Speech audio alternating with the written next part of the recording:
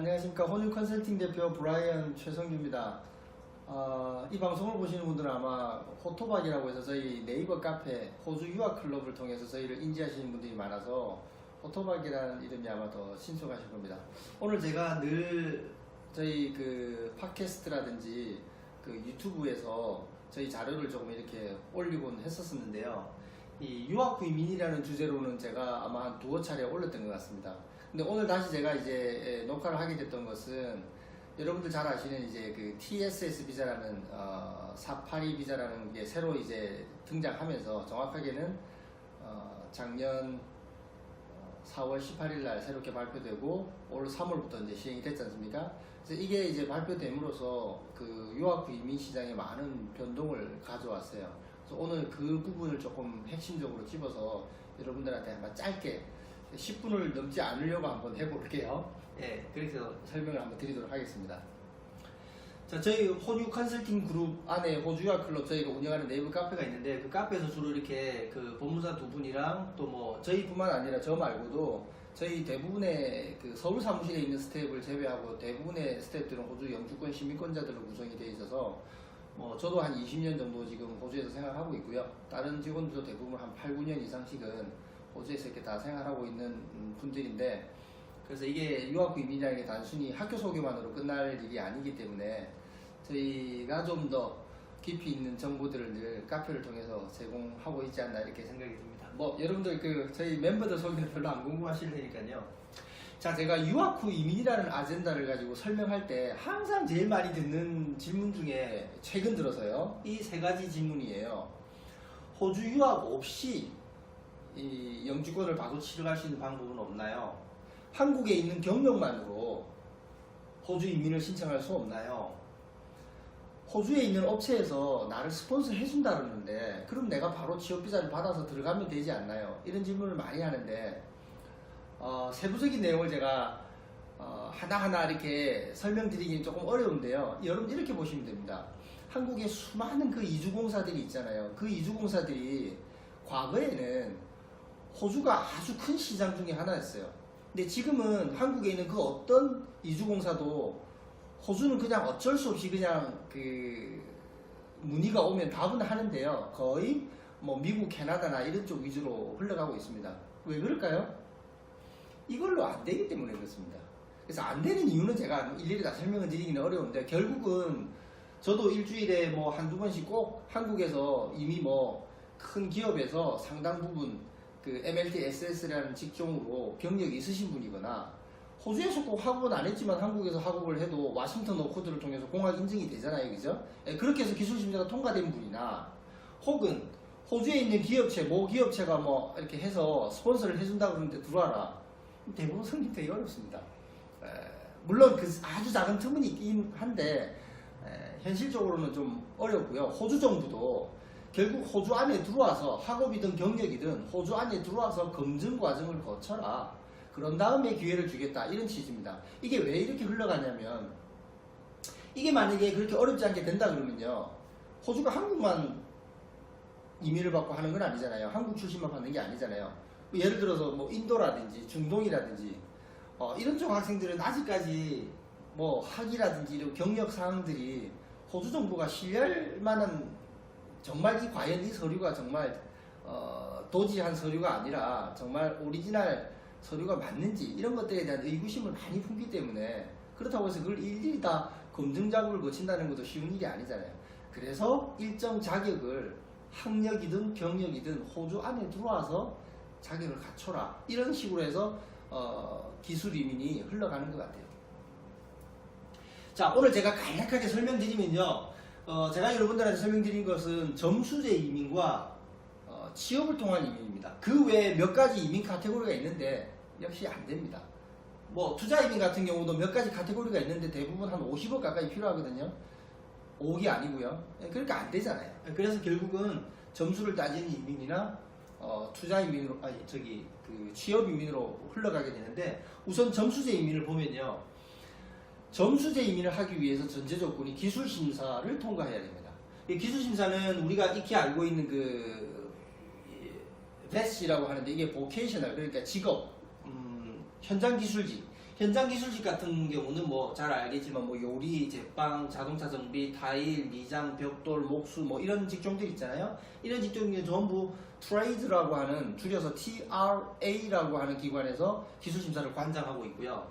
그 외에 이제 그 프로페셔널 직종이라고 하죠. 그러니까 학사 이상의 학력을 요구하는 직종들은 대부분 뭐 간호 같으면은 뭐 안막이라고 그러고요. 그리고 회계를 또 관장하는, 그리고 엔지니어즈 오스트레일리아라고 해서 그 공학을 관장하는, 그리고 뭐 IT 계통을 관장하는 오스트레일리안 컴퓨터 소사이티라는 기관도 있고요.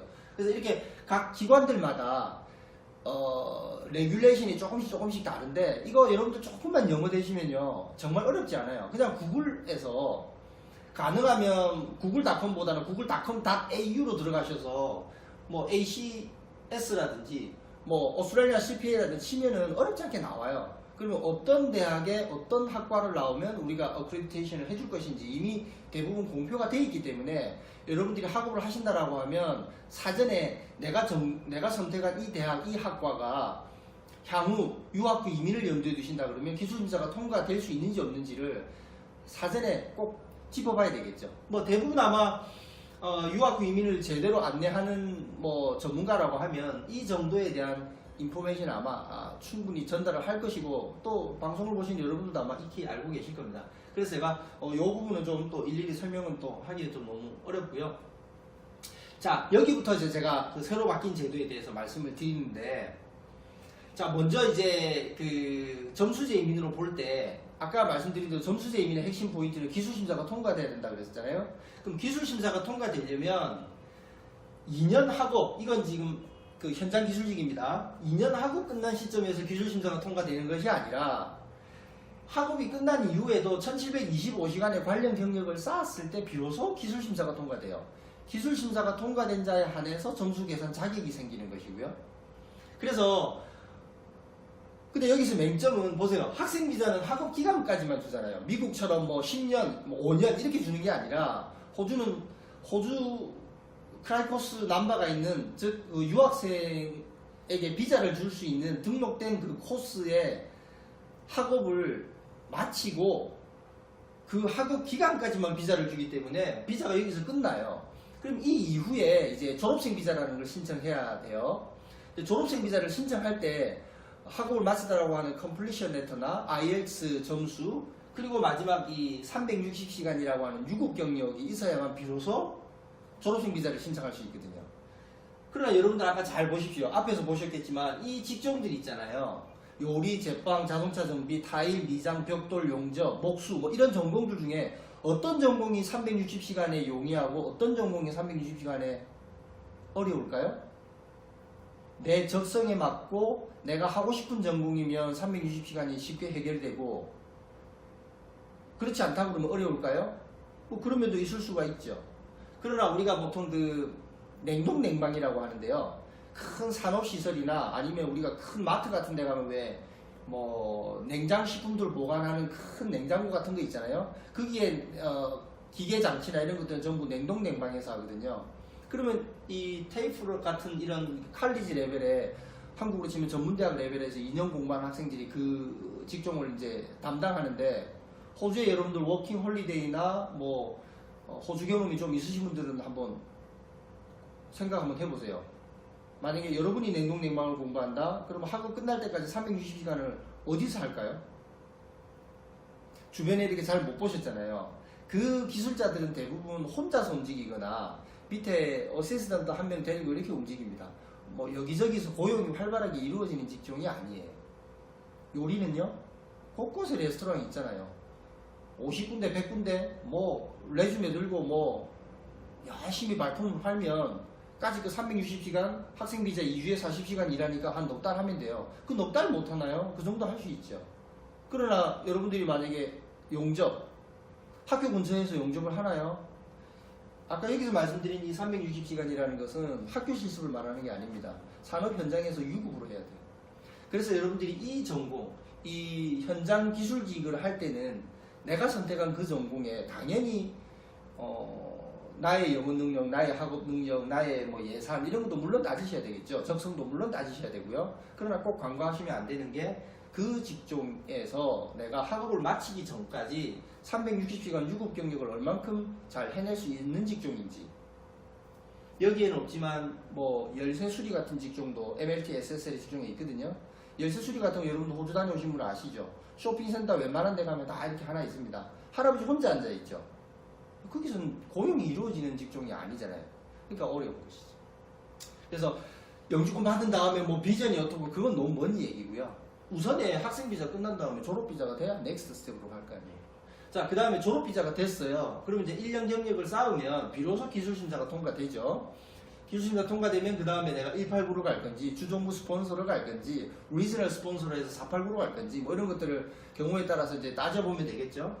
그러나 이제 제가 서두에서 말씀드렸던 작년 4월 18일에 발표됐던 이 새로운 비자 457을 대신한 TSS 비자 482 비자인데요. 이 비자의 경우에는 학업 이후에 풀타임 2년 경력을 갖추었을 때 비로소 이 482 비자를 신청할 수 있어요. 예전에 기억하시죠? 예전에 취업 비자 457 비자라는 것은 이런 현장 기술직은 2년 학업만 마치면 나를 스폰서해줄 적정 회사가 있으면 바로 신청할 수 있었어요. 근데 지금은 2년 경력을 쌓아야 됩니다. 자, 잘 보십시오. 이런 현장 기술직은 졸업 비자가 기간이 얼마? 18개월. 485 비자를 신청하려면 경력이 얼마? 2년 요구하는 거예요. 자, 미스매치가 생기죠. 그래서 여러분들이 무작정 그냥 이름이 있는 학교, 제가 여기서 뭐 특정 학교 이름을 언급하는 건 좀 적절치 않겠지만 어쨌든 뭐 우수한 뭐 요리 학교 가면 뭐 그런 거하고 상관없어요. 이 메커니즘을 이해를 하셔야 됩니다. 그러면 과연 내가 2년짜리 디플로마 요리 과정을 신청하는 게 나을 것인지 2.5년짜리 어드밴스 디플로마를 신청하는 게 나을 것인지 2.5년 구성 안에서 IP라고 하는 현장 실습 나가는 학교 수업 없이 현장에 나가서 직접 풀타임 일할 수 있는 그 IP 과정이 서티피케이트 3에 있는지 4에 있는지 디플로마에 있는지 어드밴스 디플로마에 있는지 다 다르죠. 왜? 이 2년 경력이라 함은 아직 명확하게 말씀드릴 수는 없지만 대부분의 임의법무사들의 견해, 저희 호주 본사에 있는 임의법무사들 견해도 마찬가지입니다. 디플로마 이후부터라고 보거든요. 그럼 여러분들이 처음부터 어드밴스 디플로마 과정이 있는 학교를 신청하는 게 훨씬 더 나중에 가서 비자를 한 번 더 연장하지 않아도 될 수도 있다는 거죠. 자, 하나 더. 그럼 도대체 내가 영주권을 언제 신청하냐? 자, 2년 학업했죠. 2년 경력했죠. 그 다음에 TSS 비자를 받은 다음에 3년 경력을 쌓은 다음에 ENS로 갑니다. 물론 RSM에서 조금 더 빨리 갈 수도 있겠지만요. 그러면 단순 계산해도 졸업 다음날 바로 취업하고 2년 내내 한 번도 안 잘리고 그 다음에 TSS 비자 신청해서 바로 그 다음날 비자 받고 그리고 쭉 3년 일하고 그 다음 영주권 신청합니다. 영주권 신청했다고 그 다음날 비자 받는 것도 아니지만 그렇게 계산해도 몇 년? 7년이 7년. 그러면 예전에 학업 2년 달랑하고 바로 취업비자 신청할 때에 비해서 어려워졌습니까? 쉬워졌습니까? 훨씬 어려워졌죠. 그럴까요? 아닙니다. 그렇지 않습니다. 나와 여기서 본질은요. 호주 정부가 지금 제가 많은 데이터를 다 보여드리면서 설명하면 이게 너무 길어질 것 같아서 최대한 축약을 했는데 제가 전편에 올려드렸던 내용 보면 아마 그 관련 데이터가 있을 겁니다. 호주 정부가 기술 이민으로 받겠다는 숫자에는 변함이 없어요. 지난 4년간 계속 플랫하게 19만 명으로 가고 있거든요. 그 숫자에는 변함이 없어요. 변함이 없는데 나와 같이 내가 하고 있는 이 전공을 통해서 나와 같이 그 영주권을 받겠다라는 경쟁자가 많냐 적냐 이건 아주 큰 영향을 미치죠. 과거에 2년 끝나고 나서 바로 457 비자를 신청하고 2년 경력 쌓은 다음에 영주권 신청한다. 그때는 총 4년이면 영주권 신청할 수 있었어요. 그럼 그때는 4년이니까 쉬웠고 지금은 7년까지 가니까 굉장히 어려워졌고 아닙니다. 그 반증이 뭐냐 3, 4년 전까지 호주에서 이런 현장 기술직으로 영주권에 도전을 한번 해보려고 하셨던 분들이 지금 이 방송을 본다 그러면 잘 아실 겁니다. 그때는 예를 들어 요리 과정 같은 경우 제가 요리 실컷 공부 다 한 다음에 나를 적정히 스폰서 해줄 업체를 찾는 게 얼마나 힘들었는지 아시죠? 그래서 심지어는 뭐 이건 사실이니까 제가 그대로 말씀드립니다. 브로커들이 정말 많았어요. 저희 같은 학생들하고 늘 컨택하는 저희 같은 에이전시에 그런 브로커들이 항상 그 프로포잘 이메일을 많이 보냈어요. 너희 학생 중에 취업 비자를 해야 되는데 스폰서를 찾지 못하는 학생들이 있으면 우리한테 소개를 해줘도 좋다. 그럼 우리가 적정한 스폰서를 찾아주겠다. 뭐 이런 업체들이 굉장히 많았었거든요. 그 비용이 얼마였는지 아세요? 정말 저렴한 데가 10,000불이었고요. 70,000불 받는 데도 많습니다. 지금 제가 방송에서 이런 이야기 해도 되는지 모르겠는데 이게 사실이니까요. 40,000불, 50,000불이 보통 기본이었어요. 여러분들 40,000불, 50,000불이면 얼마인 줄 아세요? 3,4천만 원이라는 이야기예요. 이 스폰서 찾아주는데 그만큼 정부가 정해놓은 숫자에 비해서 그 공부를 마치고 난 다음에 취업 비자를 통해서 영주권을 받겠다라는 숫자가 많았었다는 거예요. 근데 지금은 어떨까요? 지금 이 시점에서 호주에서 여러분들 친구나 여러분들 지인 중 혹 여러분들 중에 요리를 공부를 하고 있고 이제 졸업을 앞둔 사람, 그럼 여러분들 졸업을 앞두고 있으면 나와 같은 과의 친구들 다 여러분들 볼 거 아니에요. 물어보세요. 비용을 내고 스폰서를 찾으려고 하는 사람이 있는지? 없어요. 왜 없죠? 나와 같은 경쟁자가 없어졌잖아요. 현저하게 줄었잖아요. 그래서 여러분들은 항상 호주 정부가 뭐 숫자를 좀 줄였다? 그러면 가슴이 덜컥 내려앉죠. 호주 정부가 이민 숫자를 좀 늘렸다? 와, 그러면 쉬워졌다고 생각하죠. 이런 레귤레이션을 좀 바꿨다? 그러면 길어졌으니까 힘들어졌다? 짧으니까 쉬워졌다? 그것도 맞죠. 그것도 맞는데 그것보다 훨씬 더 본질은 나와 같은 입장에 있는 사람이 얼마나 많은 숫자는 여러분들이 못 보신다는 거예요. 100m 달리기 결승전에 8명이 뛰죠. 1레인부터 8레인까지. 그래서 골드냐 실버 메달이냐 뭐 브론즈냐 그게 주잖아요. 80명이 뛴다고 생각해 보십시오. 80명이 뛰면 금운동 메달 따기 얼마나 힘들어요. 8명이 뛰면 그래도 가능성이 좀 있는데 그런 것처럼 나와 같은 경쟁자가 얼마나 많은지 정말 중요한 요소거든요. 그것도 늘 항상 보셔야 된다는 겁니다. 이 말을 바꿔 이야기하면 너더라도 요리 공부해서 영주권 받겠다고 우우 갈 때 따라가는 게 제일 불리하고요. 너더라도 이제 요리는 뭐 영주권 힘들겠네, 이제는 안 되겠네 라고 할 때 시작하는 사람이 반대로 역설적으로 유리할 수도 있습니다. 왜? 그때 시작한 사람은 대부분 2년 공부니까 졸업이 비슷한 시기에 하잖아요. 짧게 안 했는데 정말 안 되네요. 제가 하고 싶은 말이 너무 많아서 자, 빨리 갈게요. 자, 이거는 이제 학사 이상, 하이어 에듀케이션이라고 하는데 학사, 석사 이상 과정을 하고 영주권을 받을 때는 IT를 제외하고는 대부분 학사가 끝나면 기술심사 통과. 물론 각각의 영어 조건은 있습니다. 그러니까 어찌 보면 앞에 그 현장 기술직보다는 더 빠를 수도 있어요, 이것이. 왜? 기술심사 통과가 훨씬 빠르니까요. 그런 다음에 점수를 따져서 이민을 하면 됩니다.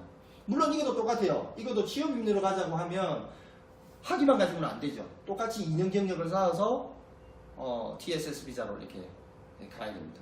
근데 통상적으로 저희가 호주 현지에서 그 유학 후 이민의 포커스를 맞춰서 지금 10여 년째 이 일을 해보면요. 현장 기술직은 상당수 학생들이 취업 이민으로 가는 편이고요. 그 다음에 이 그 전문 직종, 하이어 에듀케이션 쪽은 대부분 점수제 이민으로 가는 경향이 큽니다. 그러면 뭐 개개인에 따라 이유는 있습니다. 현장 기술직을 하는 학생들 상당수가 영어 점수가 그렇게 충분치 못하기 때문에 점수 구성이 잘 안 되고요. 점수제 이민으로 가기 위한 점수 구성이 잘 안 되고요. 그 다음에 이런 하이어 에듀케이션을 하는 학생들 상당수는 이 직종 자체가 IT 대학 졸업장 가지고 IT 회사에서 바로 뽑기 힘듭니다. 기계공학을 호주에서 졸업했다고 호주 기계 엔지니어 회사에서 이 사람은 바로 잘 안 뽑아요. 영주권이 없는 상태에서는. 왜냐하면 그런 분야들은 졸업장을 가지고 있는 학생이 그 회사에 들어와도 짧게는 6개월 길면 뭐 1년 이상 계속 회사에서 교육을 시킨 다음에 비로소 회사에 필요한 인재가 되잖아요. 근데 졸업할 당시에는 졸업비자 2년짜리 졸업비자밖에 없는 상태니까 그 이후에 뭐 영주권이 될지 안 될지는 모르고 현재 가지고 있는 비자는 2년인데 이 기업에서 이 사람 한시적인 템포러리 비자를 가지고 있는 이 사람한테 풀타임 4, 5%를 주기가 힘들죠. 그래서 이런 직종들은 대부분 점수제 이민으로 갑니다. 그러니까 여러분들이 이걸 가지고 내 적성에 맞나 안 맞나 또 따져야 되는데 내 학업 능력, 그러니까 아까 현장 기술직은 뭐 대단한 학업 능력을 요구하는 건 아니거든요. 내 학업 능력을 따져서 내가 이런 좀 학업이 빡센 이런 정식 정규 학위 과정으로 갈 것인지, 그리고 이런 과정들은 대부분 영어가 굉장히 높잖아요, 조건이. 그래서 내 영어 조건으로 감당이 될 것인지, 또 어떤 분은 내가 워킹홀리데이 때 있어 보니까 뭐 생활비 다 쓰고도 1년이면 뭐 한 2, 3천만 원 정도 세이브하는 거는 그렇게 어렵지 않았다. 그래서 내가 가서 돈을 벌어가면서 공부하겠다 라고 학사 과정을 선택합니다. 그럼 굉장히 위험스럽죠. 왜냐하면 워킹홀리데이 때하고 학사 과정을 하고 있는 학생 신분하고 다릅니다. 나에게 주어진 일주일 중에 3일은 학교가 있어야죠. 나머지 한 이틀은 페일 안 하려면 도서관에 있어야 됩니다. 그러면 실질적으로 내가 일할 수 있는 시간, 물론 호주에서 뭐 정식 학사 과정을 간다, 뭐 석사 과정을 간다, 이 정도의 영어 수준이라고 하면 뭐 시급 20%는 다 받고 일할 겁니다. 불과 4, 5년 전만 해도 뭐 한인마트나 뭐 한인식당 같은 데서 뭐 15불 이하로 주기도 했었었는데요. 지금 정말 많이 받겠어요. 호주 페어워크에서 뭐 한글로 된 그 페이스북으로 학생들에게 막 정말 뭐 무작위로 이렇게 뿌리거든요. 그래서 지금은 많이 이제 좀 정상적으로 이렇게 좀 돼서 지금은 뭐 법정 최저 시급이 호주가 지금 뉴사우스웨일즈 같은 건 18불 93센트거든요. 그러니까 뭐 어떤 영어 공부가보다 더 높은 편이죠. 그리고 뭐 이 과정을 공부하는 학생들은 대부분 20불 이상은 받으니까. 그러나 아까 말씀드린 대로 3일 학교 가고 이틀 도서관에 있고 내가 일할 수 있는 시간이 없잖아요. 기껏 주말에 좀 일을 하게 되잖아요. 그러니까 내 생활비 정도는 감당이 가능하나 학비까지 벌어서 공부하겠다 이런 계획들은 처음부터 잘못된 계획이죠. 그래서 어쨌든 여러분들이 TSS 비자가 나쁘냐 좋으냐 이런 개념은 아닌데요. 결국 호주 정부가 원하는 건 그거예요. 왜 457로 좀 더 빠른 시점에 영주권을 취업비자를 신청할 수 있던 상황을 왜 이렇게 길게 가져갔냐.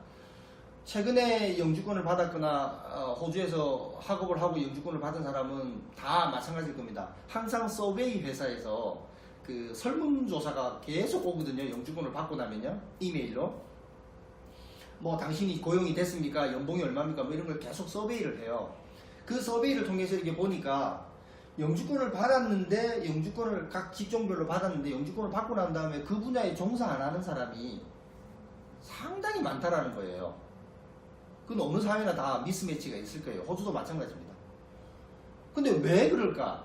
특히 기술 이민으로는 그 분야에 기술이 있다고 인정되어서 영주권을 받았는데 점수제 이민이든 취업 이민이든요. 근데 왜 그 분야에 종사 안 할까 보니까 상당 부분의 원인이 영어의 문제가 있었고요. 두 번째는 관련 분야 능력이 부족하다는 거예요. 그러니까 그 일을 하나, 다른 걸 하나, 뭐 내 삶에 영주권자가 된 다음에 내 삶에 별 차이가 없더라는 거예요. 그래서 호주 정부가 생각한 게 영어 조건을 좀 더 강화하자. 나이 조건을 좀 더 낮추자. 그래서 50세에서 45세, TSS 비자로 바뀌면서 45세로 줄었잖아요.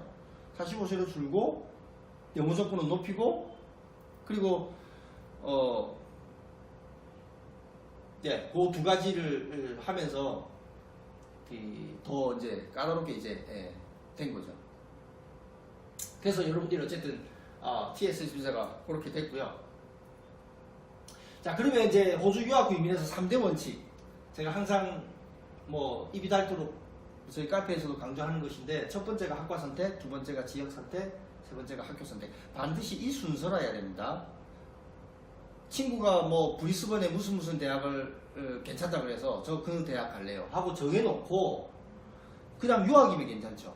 유학 후 이민을 염두에 둘 때는 이거를 정해놓고 이거를 맞추기는 그 현실적으로 이 메커니즘을 전혀 이해 못하고 접근하는 방식입니다. 자, 몇몇 이제 여러분들이 가장 최근 들어서 좀 저희가 비자를 진행하다 보면 많이 실수하는 요소들 몇 개를 제가 좀 정리를 해봤는데요. 여러분들 요즘에 호주 학생 비자 어렵다는 이야기 많이 하잖아요. 어려울수록 정도를 가야 됩니다. 여기서 정말 여러분들이 조심하셔야 될 게 유학 후 이민을 염두에 두지 않는 분들은 좀 나아요. 근데 유학 후 이민을 염두에 두시는 분은 학생 비자 실컷 잘 받고 공부 실컷 잘하고 경력 다 쌓은 다음에 영주권 신청했을 때 내 과거가 문제가 되면 안 되죠. 그럴 것 같으면 차라리 학생 비자를 못 받은 게 더 낫죠. 무슨 얘기냐면 학생 비자 신청할 때 호주 정부에 온라인으로 이렇게 그 자기 신상을 넣게 되는데요. 대부분 학생 스스로가 하기보다는 이제 에이전트한테 맡기죠. 근데 이 에이전트한테 맡길 때 일부에서는 그게 너무 질문 사항이 많고 귀찮으니까 그냥 간단하게 그냥 뭐 이렇게 해버리는데, 예를 들어서 개명 사실을 고의로 누락하든지, 요즘 한국에 이름 바꾸신 분들 꽤 많아요. 학생한테 물어보지 않고 그냥 개명 사실을 누락해버린다든지, 남편의 군복무 사실 다 들어가야 됩니다. 해외 방문 체류사항 다 들어가야 됩니다. 부모님의 영문 성명 이거 다 맞춰야 됩니다. 혹 나중에 이게 잘못 적당히 그냥 영문 스펠링 여권하고 다르게 들어갔다가 나중에 혹 뭐 부모 초청 이민을 하게 될 수도 문제가 될 수도 있고요. 그 외에도 뭐 의도적인 은폐 사항이라든지 그리고 GT라고 여러분들 잘 아시죠? 뭐 이것까지 설명하지 않겠습니다. GT 스테이트먼트를 작성할 때 학업 당위성이죠. 이 스테이트먼트를 작성할 때 대리로 작성한다든지 비자를 수월하게 받기 위해서 내가 요리하고 아무 백그라운드 없는 사람이 지금 요리학교 등록해서 요리 비자를 잘 받으려고 하니 학업의 당위성이 떨어지니까 내가 한국에서 그냥 적당히 뭐 이렇게 요리를 좀 했다라고 경력 사항을 잘못 넣어요. 근데 이런 것들이 나중에 이렇게 해서 학생 비자를 잘 받았어요. 그리고 나중에 졸업생 비자도 받고 쭉 해서 가서 몇 년이 지난 다음에 영주권 신청할 단계에서 이게 문제가 되면 얼마나 난감하겠어요. 그 한 사람의 인생이 송두리째 흔들릴 수도 있죠. 남편과 남동생의 생년월일 차고 뭐 저희 실제로 있었던 케이스입니다. 그러니까 대충 넣으면 안 돼요. 반드시 저희 같은 경우는 학생들한테 무조건 출입국 관리 기록을 떼주세요. 기억에 의존하면 안 되죠. 다 떼가지고 등본이고 뭐고 다 떼가지고 거기 있는 사항을 가지고 이렇게 기입을 해서 여러분들 갑자기 여러분들한테 몇 년도에 졸업하셨죠? 대학교 이러면 연도가 막 헷갈려요. 그거 헷갈리면 나중에 그냥 나는 실수했어요. 그거 아닙니다. 그건 잘못하면 얘네들은 거짓 신고로 보거든요. 자, 그러면 내가 호주 유학 비밀을 가겠다. 그럼 뭘부터 시작해야 되나? 지원. 대부분은 호주 학교는 자기를 받아줄지 안 받아줄지 아무런 결정한 바도 없는데 자기 스스로 그냥 영어 공부부터 하고 있어요. 그러면 안 되죠. 아까 제가 말씀드린 3대 원칙에 입각해서 3대 원칙 처음 뭐였죠? 학과 선택, 지역 선택, 학교 선택. 이건 사실 어렵지 않아요. 이게 제일 어렵거든요. 학과 선택에는 많은 걸 따져야 돼요. 내 학업 능력, 내 적응력, 내 영어 능력, 내 재정 능력, 뭐 많은 걸 따져가지고 그리고 MLT, SSL에 있는 직종인지 뭐 이런 거 다 따져가지고 정해야 되니까 이거 학과 선택이 딱 되면 그다음 나머지는 이제 순차적으로 가거든요. 그래서 학과 선택이 되면 그 순차적으로 가서 3번까지 해서 학교 선택이 될 거 아니에요. 그럼 지원을 해놓고 지원했다고 학비 내라고 하는 학교 없습니다. 혹 누군가가 지원하자마자 학비 바로 내야 된다라고 하면 당장 다음 달에 학업을 시작하지 않는 이상은 그건 잘못된 정보일 가능성이 높습니다. 그래서 일단 지원만 해놓고요. 그럼 입학허가서 받아놓죠. 영어가 없다 그러면 영어 조건부 입학허가서를 받거든요. 그렇게 해놓고 그 다음에 이제 영어 준비를 하는 거죠. 그리고 학비 내기 전까지는 이제 심사숙고하셔서 만약에 뭐 다른 여러 가지 변수가 생겨서 유학을 못 가겠다. 그럼 학비 안 냈으니까 안 가면 그뿐이고요. 그래서 항상 입학 지원 제가 왜 이거를 강조하냐면 유학 후 이민으로 호주에 도전장을 내는 사람은 한국 사람 5%밖에 안 돼요. 95%는 중국, 인도 뭐 다른 나라 엄청 많습니다. 우리 5%밖에 안 돼요. 그럼 우리는 우리끼리 맨날 네이버에서 지지고 먹고 싸워도요. 나머지 95% 다른 나라 애들은 좀 더 유리한 학과, 좀 더 나은 지역, 좀 더 장점인 학교 선점이 돼버린다는 거예요. 그래서 매일 저희가 진행하다 보면 이 학생이 예를 들어서 간호 그레이트 엔트리라고 해서 한국의 뭐 일반적인 뭐 국문과든 뭐든 학사학위가 있어요. 근데 내가 정말 간호를 하고 싶어요. 그러면 호주에 간호학과 3년이 아니라 2년으로 할 수 있거든요. 그럼 2년으로 지원을 해요. 그럼 2년 만에 졸업할 수 있는데 여기서 션샤인 코스트 대학이라고 보면 거기에 이제 USC라고 하는데요. 거기에는 CP 다운스 캠퍼스가 있고 카불처 캠퍼스가 있어요. CP 다운스 캠퍼스는 지역정보 오줌이 되는데 카불처는 안 되거든요. 늦게 지원하면 카불처가 돼요. 근데 학생은 그거 개념이 없는 학생들은 그냥 나는 션샤인 코스트 대학이니까 똑같다고 생각합니다. 안 되죠. CP 다운스 캠퍼스랑 카불처 캠퍼스는 차로 30분 거리에 떨어져 있습니다. 근데 어떤 경우에는 CP 다운스니까 무조건 된다고 생각합니다. 근데 자기가 살았던 지역이 그 밑에 조금 더 아래쪽으로 차로 한 20분 정도 좀 내려와서 카불처에 가까운 집에 렌트를 해서 거기 렌트가 좀 싸서 거기서 렌트를 했습니다. 안 됩니다. 자기가 주거지도 포스트 코드 상에 그 지역이라야 됩니다. 그런 거 모르니까 실컷 내 2년 공부 다 하고 나는 이제 점수 계산할 때 나는 왜 5점이 안 되죠? 네, 어쨌든 지원이 가장 먼저 돼야 된다.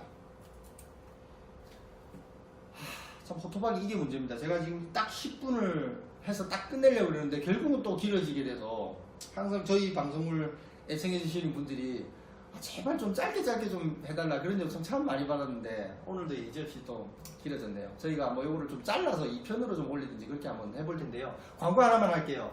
저희 호주유학 클럽, 네이버 카페에서 호주유학 클럽 치면요. 저희 전문가들이 항상 거기서 활동을 하고 있고요. 또 호주에서 또 이미 호주에 들어와서 유학 이민에 도전하고 있는 저희 학생분들, 회원분들도 늘 거기 또 댓글을 많이 달아주세요. 그래서 호주유학 클럽에 들어오시면 많은 정보가 있을 거고요. 호토바기, 이거 제 카페 활동하는 뭐 별명이라 그래야 되나요? 네, 활동하는 이름인데요. 뭐 유튜브 창에서 호토바기 아니면 팟캐스트에서 호토바기라고 치면 저희가 올려놓은 많은 영상 자료, 뭐 음성 자료들이 있으니까 각 전공별로 이렇게 저희가 세분해서 올려놨으니까 그것도 한번 보시면 좋겠습니다. 오늘 긴 시간 청취해 주셔서 감사합니다. 이상 호토바기였습니다. 감사합니다.